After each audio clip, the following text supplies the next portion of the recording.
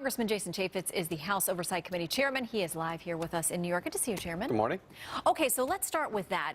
When all of this bubbled up over the weekend with the president's tweets, White House Press Secretary Sean Spicer wound up saying, listen, we're not going to comment anymore. We're going to let Congress investigate and let this go where it will. Are you going to investigate the potential FISA orders, the claims of wiretapping? Yes. The House Intelligence Committee, led by Devin Nunes, will lead that charge. He, for more than a year, has been talking about the fact that Russia has been doing all sorts of things to, look into the United States. And now, on the other end of the spectrum, you've got the president saying, well, maybe it was President Obama that was doing these types of wiretapping. And so the Intelligence Committee is set up to deal with that and to dive into it, and they're going to do that. So the president, through a spokesman, has denied that the White House or anybody that was a White House official, including the president, ever surveilled a U.S. citizen. But the FISA order option, it's completely legal if it was undertaken by someone in the FBI, the DOJ. Can Congress get its hands on FISA orders? I do believe that the Intel Committee can do that, but I'm here to tell you, having done investigations and issued reports on this, that's not the only tool at the disposal of the federal government to surveil people. There are other ways to do it without having to get a FISA order. There are stingrays that we have done, we did a report about, that are widely used in the federal government to find people's geolocation, and those same machines can also look at the content of your communications. Even the IRS has these machines, and so I don't know where this is going to go. I don't know that what I just said has any tie to what the president's saying whatsoever.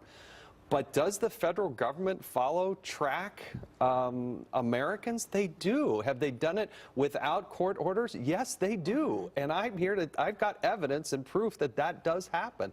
Now, is that tied directly to Donald Trump and the campaign?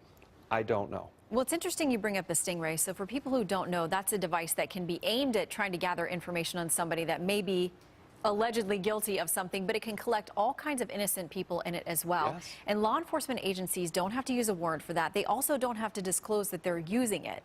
And it's really tough to find out who's even using it in the first place, whether you're spying on a Donald Trump or on a Jason Chaffetz. I mean, this is technology that is used every day. The government is capturing facial profiles and building a massive database of innocent Americans and their facial profiles. What can you do in Congress to stop this? Well, we've been trying to expose it. I mean, we did a lot over the last 2 years to expose how these things work. And again, I'm not here to suggest that this is directly tied to Donald Trump or has any relationship, but I'm also here to say that the simple answer is not just a FISA order. There are other ways and other tools at the disposal of the federal government that have been used in the past.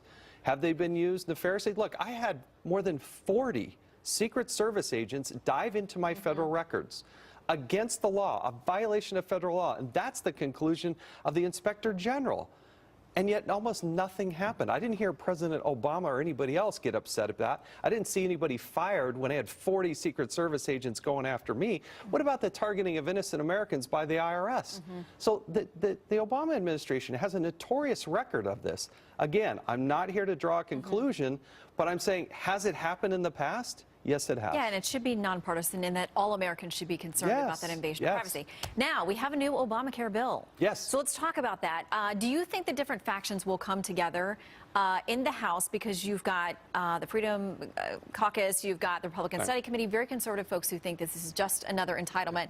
And I want to give you a chance to respond to comments, too, that you made on CNN about people making a choice between buying an iPhone and buying health care. And you said people are going to have to make sacrifices. Some folks didn't like the way that came out, and suggesting that some people, especially those who are in the lower income brackets, are going to have to give up things in order to make sure they're covered. Well, what we're trying to say, and maybe I didn't say it as smoothly as I possibly could, but people need to make a conscious choice. And I believe in self-reliance, and they're going to have to make those decisions. We want people to have access to an affordable health care product. If they have a pre-existing condition, if they are healthy, it is smart to go do it. What I don't like is the individual mandate to force people to do that. As an American, you got to make choices. So sometimes you got to make some decisions in your life and where to make those investments in your health care, maybe a health savings account, which this plan that was introduced is very heavy on. Really expansive. Those are the types of things that you need to make a choice and a decision in your life. And as an adult, you get to make those decisions and live by those consequences. Those darn phones are expensive. So are shoes. Well, look, we want them to have their communication equipment too, but it is frustrating when you well, have you're all somebody... about choice, and Yes. that's what's different with Yes. this plan is that, and we all have to make decisions and be responsible. All right, Congressman, good to see you. Thanks for having coming me. in. Appreciate it. Bill? So.